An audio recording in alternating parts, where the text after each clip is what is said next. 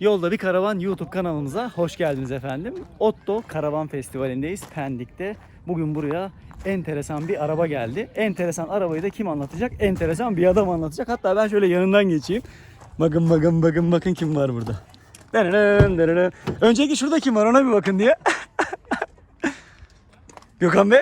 Hoş geldiniz. Hoş bulduk efendim. Ne yapıyorsunuz? Bugün farklı bir araçla sizin karşınızdayız. Enişte Doblo'yu sattık mı enişte? Tam bir enişte ticareti olacak, gel. Abi bu nedir ya? Haydi bismillah. Güzel yapmışlar. Otomobil. Taksici gibi duruyorsun Tam Gökhan böyle, abi şu an. yani duruşu da şöyle ayarlamak gerekiyor şu şekilde. Tam taksici modunda. Güzel bir araç. Biz az önce birazcık sohbet ettik. Aracı da daha önce hiç görmedik aslında bakarsan. Biraz inceleme fırsatımız oldu. Çok merak ettik. Sizlere dedik paylaşalım dedik. Güzel alet. Daha önce hiç böyle bir şey kullandın mı? Yok. Hayır, kullanmadım, görmedim. Sadece fuarda birkaç kez izledik. Fuarda yoğun ilgi vardı. İnsanların ilgisi oldukça yüksekti bu araçlara. Bu kasa bildiğimiz Doblo. Hani her zaman yollarda gördüğümüz enişte Doblosu. Karavan için herhangi bir özelliği var mı? Karavan için araçta kasasal bir değişiklik yok. Yapısal değişiklik yapılmamış fakat üzerine yeniden kasa yapılmış. Bunu fiberden yapmışlar. Birazdan detaylarına gireceğiz. Bana göre hani hazır ses yokken burada anlatayım. Bu araç ne için? Bu aracı biz bir martı scooter gibi düşünebilirsiniz. İstanbul'a indiniz, kiraladınız. Kısaca, hızlıca bir yerlere gittiniz ve geri döndünüz. 2 kişi keyifle gezeceksiniz. Her şey minyatürize edilmiş. Bazı şeyler o kadar küçük ki sürekli bir yerlere sırtınızı kolunuzu çarpıyorsunuz. Ama bunun zaten beklentiniz bu yönde olması lazım. Bir Doblo aracın içerisinde size bir yaşam alanı sunulmuş. En az iki kişinin rahatlıkla gezebileceği bir alet yapılmış. Bu anlamda ben beğendim. Fiyat performans değerlerini zaten Google'dan bulabilirsiniz. Ne kadardır? Hiçbir fikrim yok. 1 milyonun üstünde midir?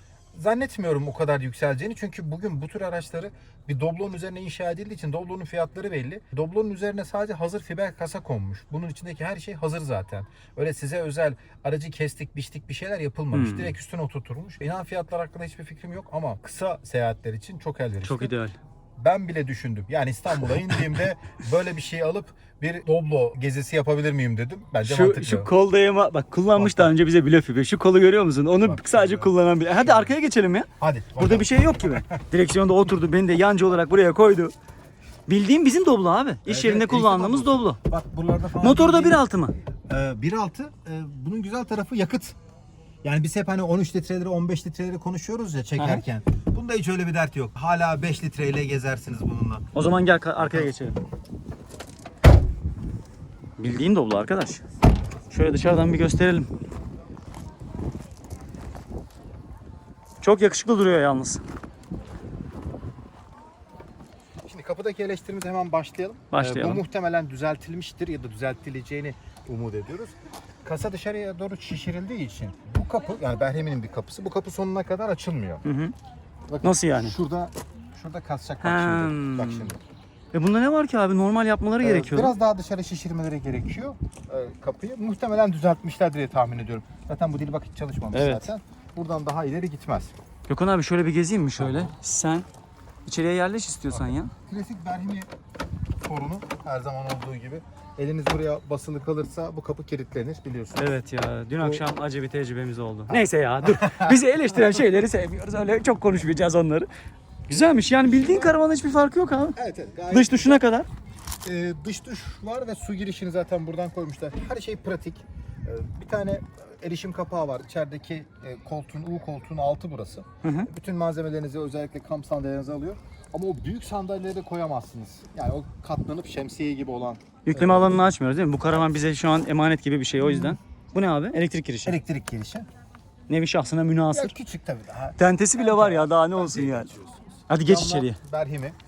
Bak hemen. Berhimi olduğu zaman söylemeden duramıyor ya. Ayakkabıyla mı giriyoruz normal mi? Yok ayakkabısız gidelim. Peki. Bizden sonra çünkü kullanılacak karavan. Peki. Dur bakayım kameram hemen ışığa bir alışsın. Bismillah. Nereden yanıyor ışıklar? Çocuk gibi ya gördüğüm her şeyin. Yalnız bir şey diyeyim mi? Tahmin ettiğimden geniş. Dur, otur abi sen. Bak Şimdi- bak. Bu şimdi yine lütfen değerlendirirken şöyle düşünmeyin. Bu bir 350, bir 370 karavan değil. Evet. Bu aracın arkasına monte edilmiş bir motokaravanın minyatürize edilmiş hali. Sizi bekleyen, bunu aldığınızda ya da kullandığınızda bekleyeceğiniz şeyler ne? Bir kere çok geniş bir alana sahipsiniz. Bütün camlar geniş bir kullanım alanı sunmuş size. Görüş alanı çok geniş. Fakat tabii oturum alanındaki minderlerin boyutu gereği yaslandığınızda hemen perdenin üstündesiniz. Yani bakın buradaki sistemin üstüne yaslanıyorsun. Ama alan yok yani. Zaten Doğru. bunu şöyle yapamaz, şu şekilde yapamaz. Çünkü bu kadar bir alan kaybedecek. Ben beğendim. Finisajları evet tabii zamanla mastikler sarılıyor. Bunları lütfen şey diye düşünmeyin. Bu bir dediğim gibi Avrupa karavanın üretilmiş hali değil. Bu bizim Türkiye'de geliştirilmiş bir ürün ve gelişime açık olduğunu düşünüyorum. Gayet de hızla ilerleyecek. O sana gösterdiğim her Evet. zaman Bağlantı yerimiz. bağlantı kısmındaki elastikiyeti sağlayan contalar bak bu karavanda var. Buraya bir uzman eli değmiş. Ben bunu düşünüyorum. Sadece gri yere mi değmiş abi? Şu kısım iyi düşünülmüş. Çünkü vibrasyonu engellemesi gerekiyor. Birçok üretici bizim bunu atlıyor. Halbuki çok basit bir şey. Mobilyaların keskin köşe olmasını, çok yuvarlatmasını bekleyemeyiz. Çünkü alan çok küçük zaten. Bakın şu kadarcık alanları kullanıyoruz. Açalım mı, ne varmış orada? Bak şöyle dolabın var.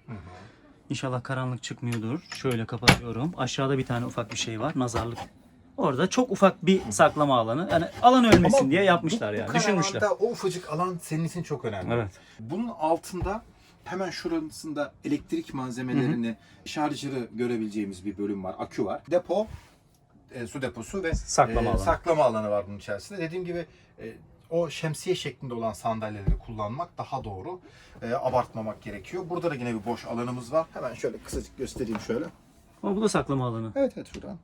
Güzel abi, bak hemen de erişiyorsun Evet. yani kaydınla. Şimdi buradaki şey şu. Bizim yani Türk üreticisinde atladığımız kısım bakın. Bu kadar kalın kavak kontra ağırlık yapacaktır. Bu kadar kalına gerek yok. İthal karavanlarda bu kadar kalın kullanılmıyor. Biz fazla kalın kullanıyoruz. Sağlamlık biliyorsun bizim en sevdiğimiz şey. Gökhan abi oradan sanırım- konuşurken şuradan bir tane açayım ya. Sanırım şeyi düşünüyorlar. Bunları kiralama amaçlı düşünüyorlar. Tabii o yüzden malzemeyi kalın kullanalım ki çok sorun çıkartmasın istiyorlar. Yani elbiseler sığar değil mi abi?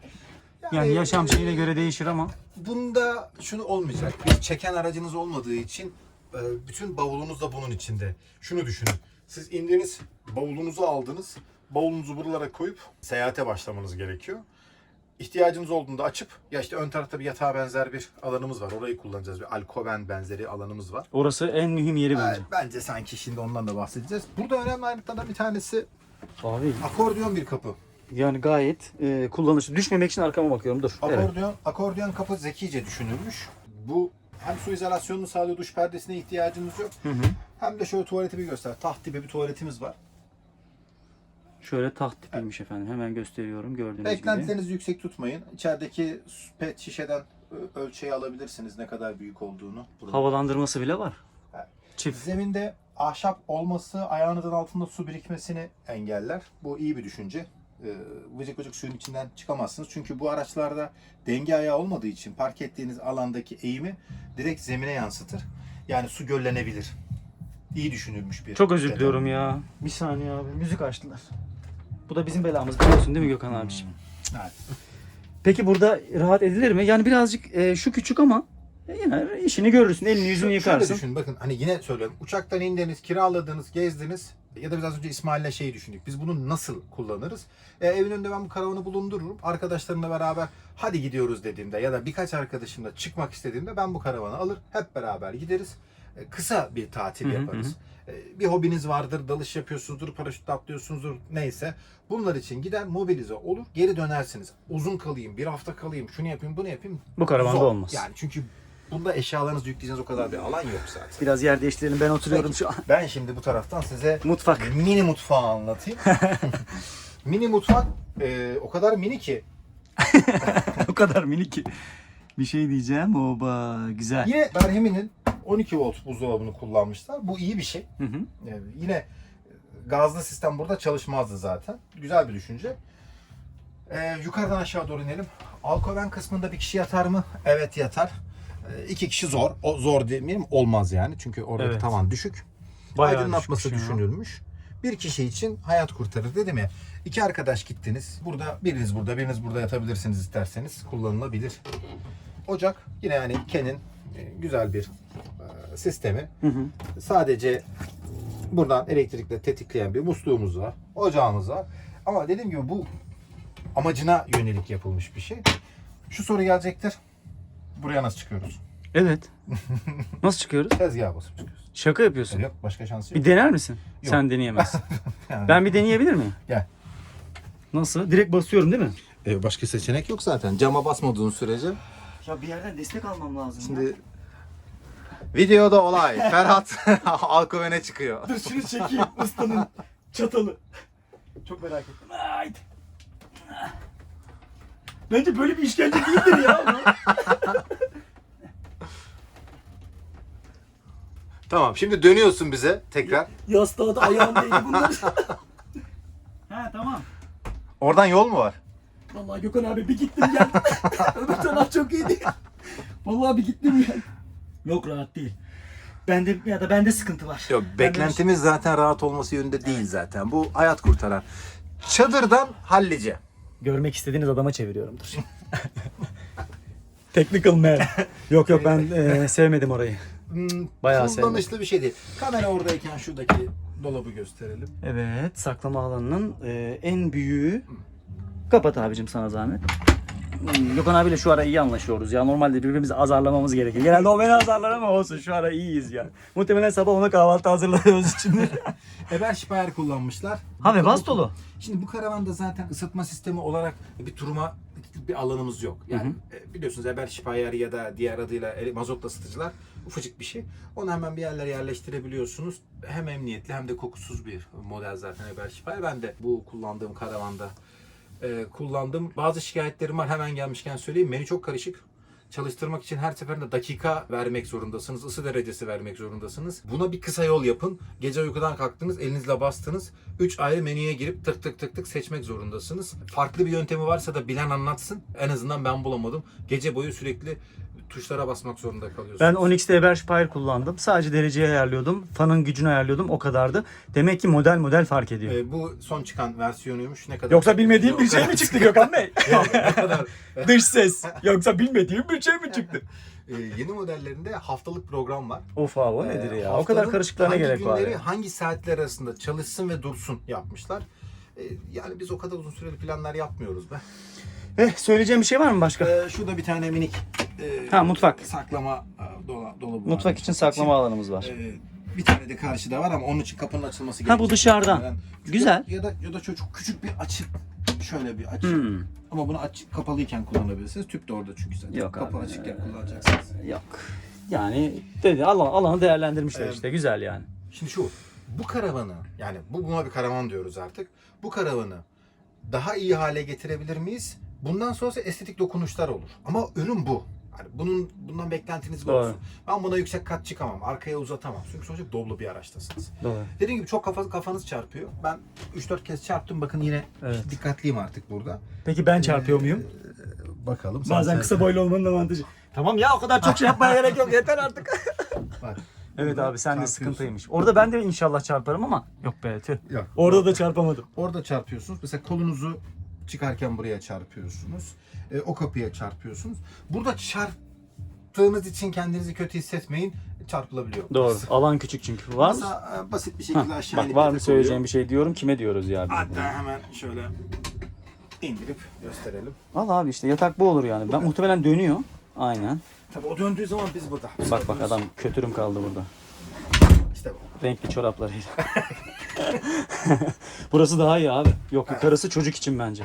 Hatta henüz doğmamış çocuk için yukarısı ben sana Ve söyleyeyim. yatak olarak hani kullandığınızı varsayarsak Evet. şu parçaları da Yat bakayım abi. Yok. Aynen. yani mış gibi. Ha bak şeyi keşfettim şu an. Bak mesela kameramı sabit tutuyorum. Oo bayağı. Tabii çünkü tekerleklerin üstündesin. Aynen öyle. Videonun bundan sonraki kısmını böyle anlatacağız. Ya kapatıyorum ya. Var mı söylemek istediğin bir şey? Banu Alkan tadında. Güzel bir Şöyle. alet. İncelediğimiz karavanlardan farklı. Kullanır mıyım? Söylediğim gibi bunu bir kiralık martı gibi düşünebilirsiniz. Bu anlamda bakarsanız iyi. En pratik karavan Bu diyebiliriz. kadar, evet. Çok da pahalı da değilmiş Değil. ama fiyatını bilen lütfen yazsın değil mi abi? O zaman benim videomu kapatır mısın her zamanki gibi? Bu kez farklı bir karavanın içerisindeydik. Daha değişik karavanlar mutlaka karşılaşacağız. Kanalı takip edin, beğenin. O hani zil var ya ona da basın.